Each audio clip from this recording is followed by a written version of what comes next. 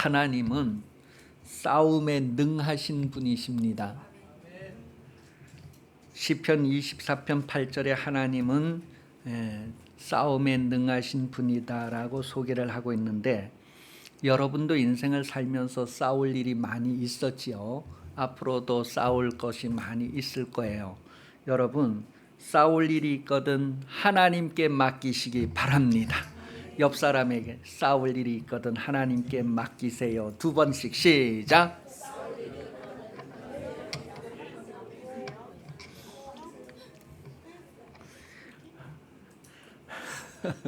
나한테 대들지 마세요. 그러면 시험 들겠죠. 전도서 9장 11절 읽어보겠습니다. 전도서 9장 11절입니다. 시작.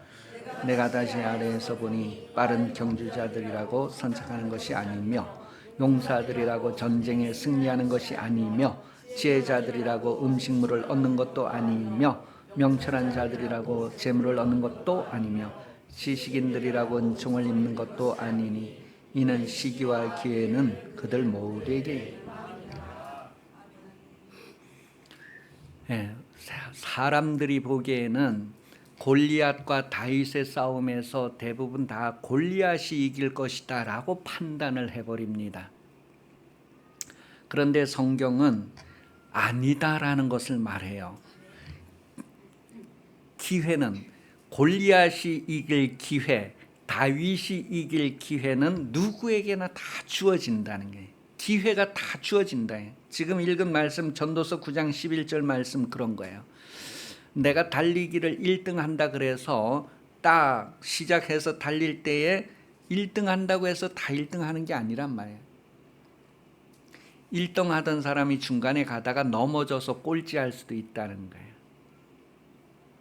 그 내용을 지금 전도서 9장 11절에 기록을 했어요. 그런데 모든 사람에게 다 기회가 주어진대. 기회가, 이길 수 있는 기회가.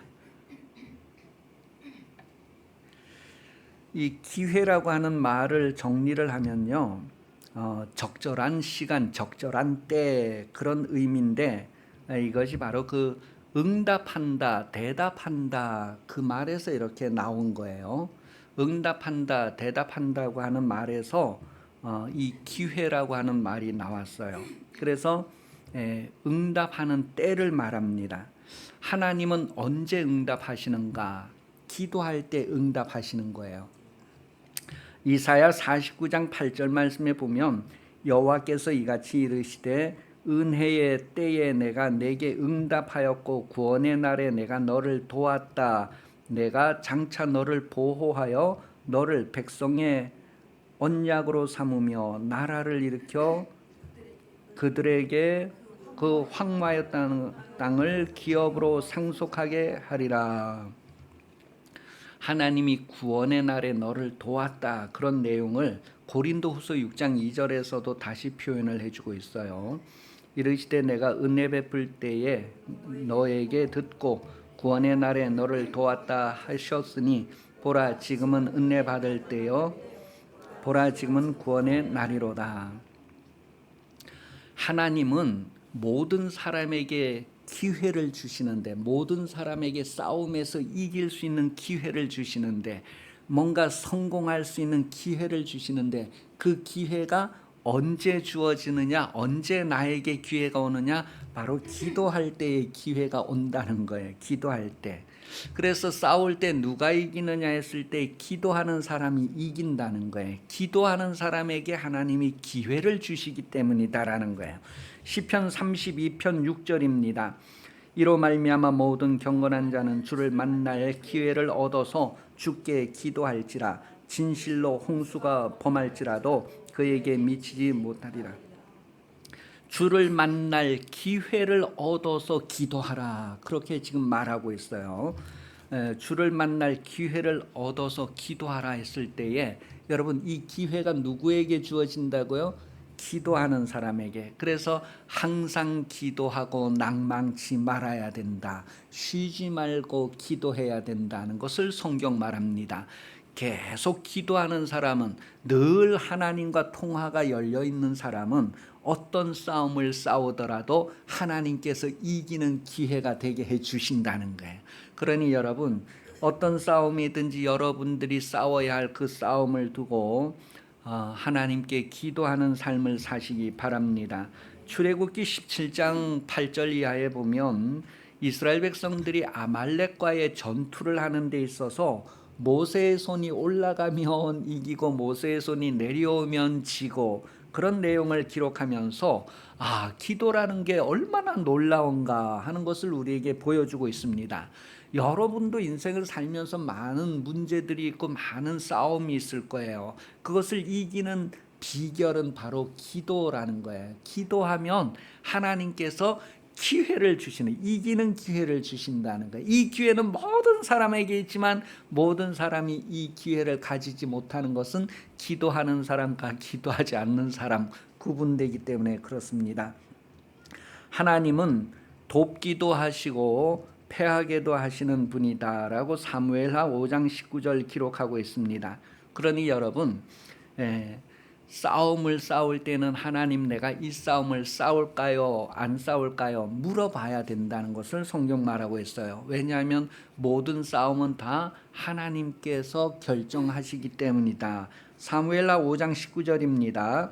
다윗이 여호와께 여쭈어 이르되 내가 블레셋 사람에게로 올라가리까 여호와께서 그들을 내 손에 넘기시겠나이까 하니 여호와께서 다윗에게 말씀하시되 올라가라, 내가 반드시 블레셋 사람을 내 손에 넘기리라 하신지라. 기도하는 사람들은 이렇게 분명합니다. 올라갈까 말까, 이게 왔다 갔다 이렇게 망설이거나 주저하거나 할 것이 없고, 기도하는 사람은 분명한 거예요. 그래서 자기의 목숨을 내어놓는 거예요. 분명한 거예요. 홍해에 들어가라 그러면 그냥 홍해에 들어가는 거고, 요단강에 들어가라 그럼 요단강에 들어가고, 싸우러 나가라 그럼 나가고 하는 게 분명한 거예요. 하나님의 말씀은 분명한 거예요. 그것이 분명하기 때문에 우리가 정직할 수 있습니다. 우리가 그 말씀대로 행할 수가 있습니다. 하나님은 정직하시니, 일정하시니 우리도 그렇게 정직하고 일정해야 됩니다. 우리도 하나님의 말씀 그대로의 삶을 살아야 합니다. 그때 하나님께서 도우시는 능력을 나타내신다는 것을 성경이 우리에게 말해주고 있어요. 가나안을 정탐하고 이제 이렇게 돌아와서 12 정탐꾼이 보고하는 내용이 있죠. 12 정탐꾼이 가나안에 대하여 다 정탐을 하고 와서 보고를 했어요. 너무너무 좋습니다. 그런데 가는 데에는 이런 장애물이 있습니다. 우리는 이것을 도저히 뚫을 수 없습니다. 그렇게 부정적인 보고를 했어요. 그러니 이스라엘 백성들의 마음이 다 주저앉고 무너내려서 막 거기에서 통곡하고 막 울고불고 그렇게 되는 내용, 그런 내용이 성경에 나오는데, 그런 후에 있어서 이제 이스라엘 백성들이 하나님께 대하여서 그 부정적인 것 때문에 하나님께서 이제 그들을 광야에 40년 동안 이제 보내게 하는 내용이 나오는 그 부분에 있는 거예요. 신명기 1장 40절에서 46절까지 보겠습니다. 같이 읽어봅니다. 시작. 너희는 방향을 돌려 홍해 길을 따라 광야로 들어갈지니라 하시매 너희가 대답하여 내게 이르기를 우리가 여호와께 범죄하였사오니 우리 하나님께 우리에게 명령하신 대로 우리가 올라가서 싸우리이다 하고 너희가 각각 무기를 가지고 경솔히 산지로 올라가려 할 때에 여호와께서 내게 이르시되 너는 그들에게 이르기를 너희는 올라가지 말라, 싸우지도 말라, 내가 너희 중에 있지 아니하니 너희가 대적에게 패할까 하노라 하시기로 내가 너희에게 말하였으나 너희가 듣지 아니하고 여호와의 명령을 거역하고 꺼리낌 없이 산지로 올라가매 그 산지에 거주하는 아모리 족속이 너희에게 마주 나와 벌떼같이 너희를 쫓아 세일산에서 쳐서 호르마까지 이른지라 너희가 돌아와 여호와 앞에 통곡하나 여호와께서 너희의 소리를 듣지 아니하시며 너희에게 귀를 기울이지 아니하셨으므로 너희가 가데스에 여러 날 동안 머물렀나니 곧 너희가 그곳에 머물던 날 수대로니라. 그렇게 해서 이제 40일 동안 정탐한 거에 대해서 40년을 이제 이렇게 이스라엘 백성들이 광야에서 방황하는 그런 시간들을 보내게 되는 내용이에요. 이때에 본래 하나님의 말씀은 가나안을 다 정탐하게 하고 왔을 때 이제 기회를 주는 거예요. 와, 정탐을 해보니까 너무 좋지만 너무 강대하다. 이게 뭐 사람과 메뚜기의 싸움 같은 이런 도저히 불가능하다라고 하는 판단이 내려졌어요. 누구에게 기회가 주어진다고요? 기도하는 이들에게. 하나님의 약속을 믿고 그 말씀대로 이루어달라고 기도하는 사람들에게 기회가 주어지는데 이스라엘 백성들은 뭐예요? 기도하지 않고 원망 불평하고 이젠 도저히 안 되겠구나, 여기까지구나, 그렇게 하고 좌절할 때 하나님께서 그들의 그 불신앙, 믿음 없음을 인하여서 이제 다시 광야로 돌이키는 내용이에요. 그런데 이들이 하나님께서 그러한 과정에 있어서 우리가 그럼 전에 하나님이 우리에게 가나안 땅 주신다 했으니 그 말씀대로 우리가 가서 싸우겠습니다 하고 자기들 마음대로 가서 싸운 거예요. 그러니까 뭐예요? 대패해가지고 이제 다시 광야로 들어가서 40년을 보내는 그런 내용을 우리에게 말해주고 있어요. 기도는 싸움을 이기는 비결인데 정말 기도하고 그 하나님의 도움을 받아서 싸우러 나가야 되는데 하나님이 가지 말아라 분명히 하시는 거예요. 다 이유가 있단 말이에요. 이렇게 우리는 본문에서 하나님의 말씀대로 한다는 것, 정직하다는 게 어떤 의미인가를 다시 한번 생각하면서 오늘 본문에 먼저 파괴하는 자가 나와요. 파괴하는 자가 너를 치러 올라왔나니, 이것은 이제 그 니느웨에 대한 하나님의 심판을 대행하는 자를 말하고 있어요. 곧 메대와 바사, 바벨론을 얘기해요. 이 아수르가 바벨론에 의해서 멸망을 당한단 말이에요. 지금 이 니느웨, 아수르의 수도가 니느웨인데 이 니느웨가 멸망하게 되는 그 모습을 지금 얘기하고 있어요. 그런데 바벨론에 의해서 멸망되는데 이 바벨론이 뭐예요? 하나님께서 대신 보내시는 그런 파괴자의 모습으로 나타나고 있단 말이에요. 이 파괴자가 이제 오니까 니느웨, 아수르는 전쟁을 대비해라, 전쟁을 준비해라, 한번 싸워봐라, 그렇게 하는 내용이 실감 있게 나오고, 이 바벨론이 이 아수르를 얼마나 무지막지하게 막 이렇게 짓밟으면서 승리하는가를 오늘 본문에서 잘 묘사를 해주고 있어요. 아주 속도감 있게 전쟁이 진행되고 있는 것을 말해요.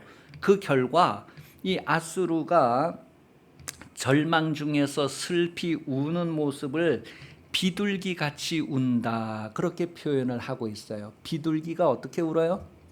구구단을 외우면서 운다고요.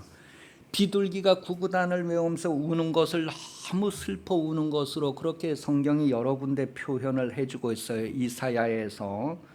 그런데 여러분, 이렇게 그 슬피 우는 거에 대해서 성경이 또 몇 군데 소개하고 있는데, 히스기야 왕이 병들었을 때에 기도해서 응답받잖아요. 고침을 받고 15년 동안 더 생명이 연장되잖아요.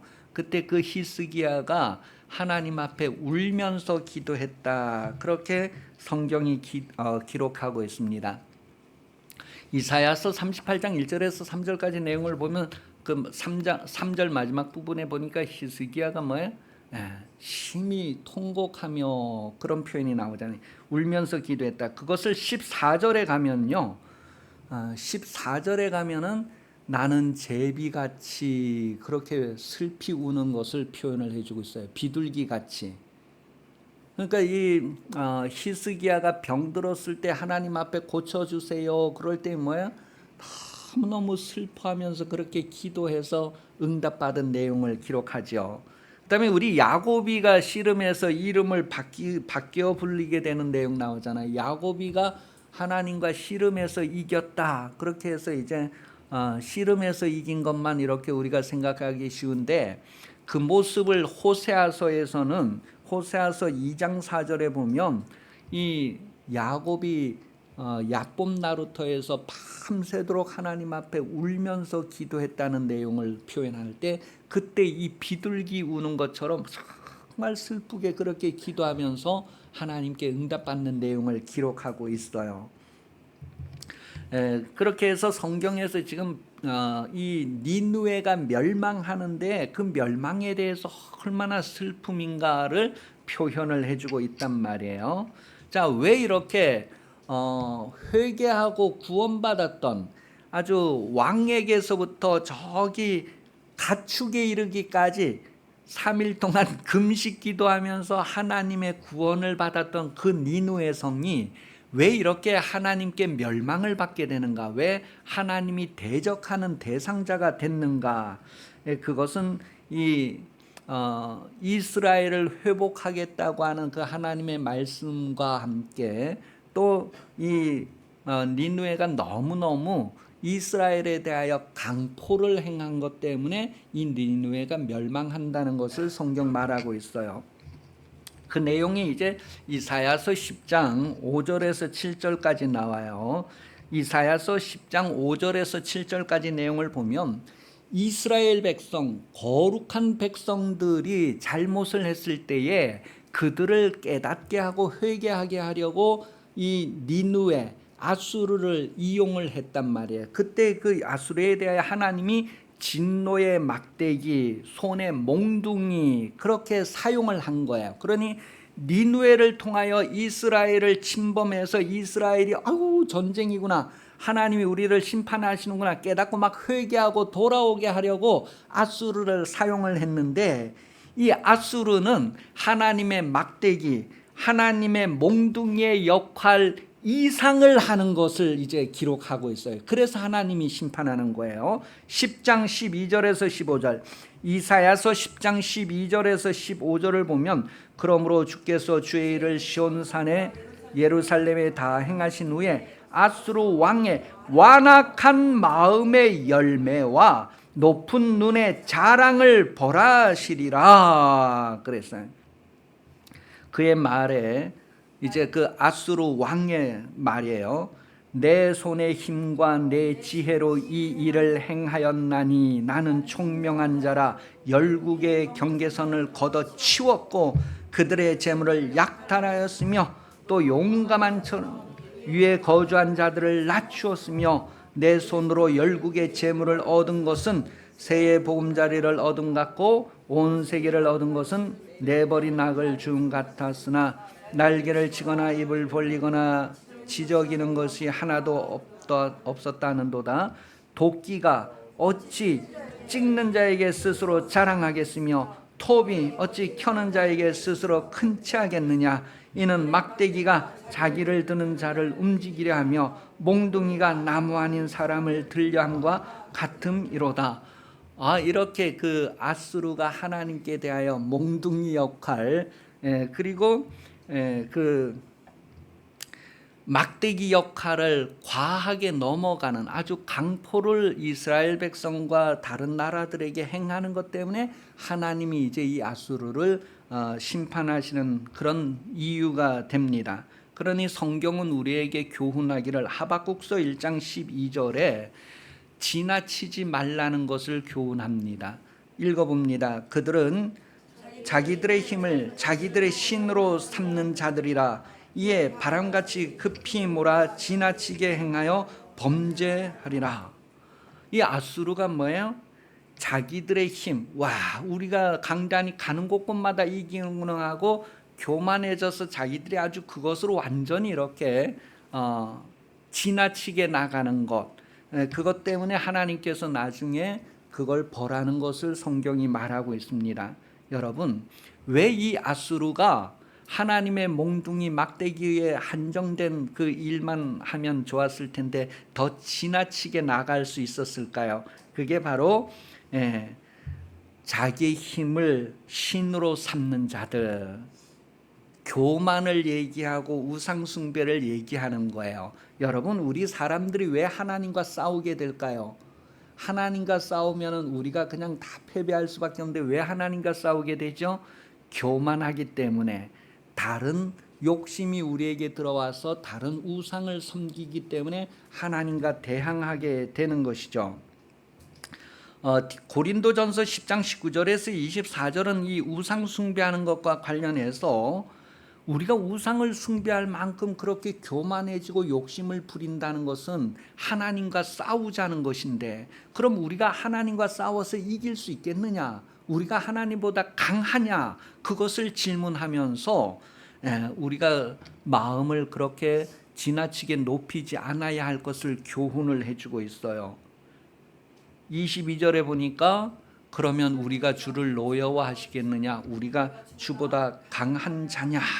그 우상 숭배에 대한 이야기를 그 앞에 하면서 이 내용이 나오는 거예요.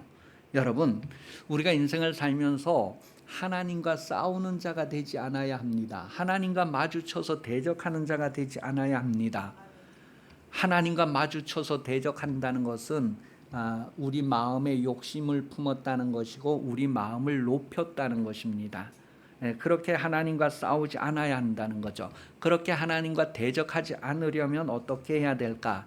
말씀대로 하나님 말씀 안에 머물러야 합니다. 하나님의 말씀을 벗어나지 않아야 합니다.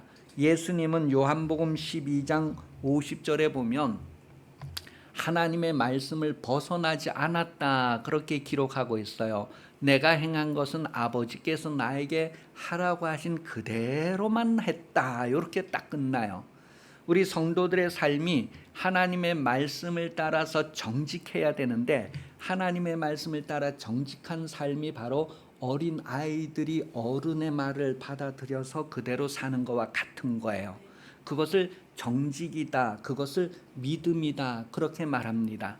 그래서 교회 다니면서 너무 어른이 되어서 나는 다 안다 하고 아무것도 안 하는 것이 아니라 나는 어린 아이. 그래서 하나님께서 말씀하시면 네, 아멘, 아이에게 가라 하면 가고 오라 하면 오고 그대로 어른이 시키는 대로 하는 것이 아이란 말이에요. 그래서 어린 아이에 대한 이야기를 성경이 하고 있는 거예요.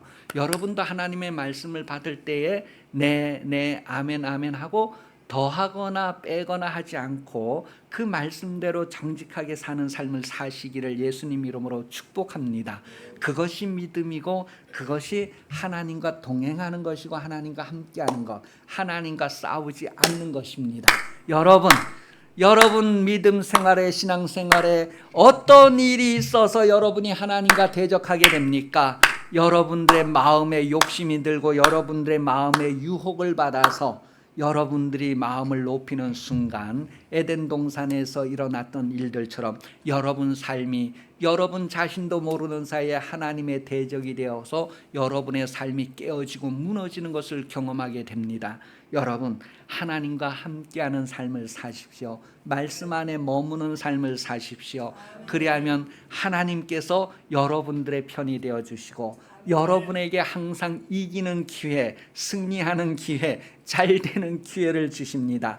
예수 이름을 주시고 언제든지 구하기만 하면, 언제든지 요청하기만 하면 내가 너의 편이 되어주겠다, 내가 너의 승리를 보장해주겠다, 그런 말씀이 이루어지는 삶을 살 수가 있습니다. 여러분, 하나님의 말씀의 부요가 여러분에게 그대로 이루어질 수 있도록 정직함을, 하나님 앞에 어린아이 같이 순수함을 유지하시기를 예수님 이름으로 축복합니다. 기도하겠습니다.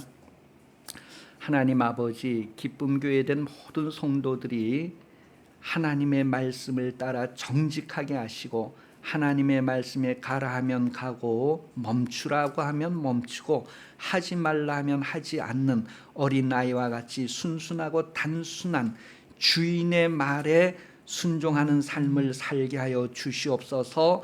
하나님 앞에 아름다운 순종이 결실하기까지 하나님의 은혜가 끊이지 아니할 터인데 머리 숙인 모든 성도들이 하나님의 은혜에 흡족한 인생으로 살게 하여 주시옵소서. 다시 오시는 예수 그리스도 은혜 베풀어 주시며 하나님 아버지 사랑하심과 성령 감동하심이 주일 오후 예배 참석하여 머리 숙인 성도들 위해 영원히 함께 하시기를 간절히 축원하옵나이다. 아멘.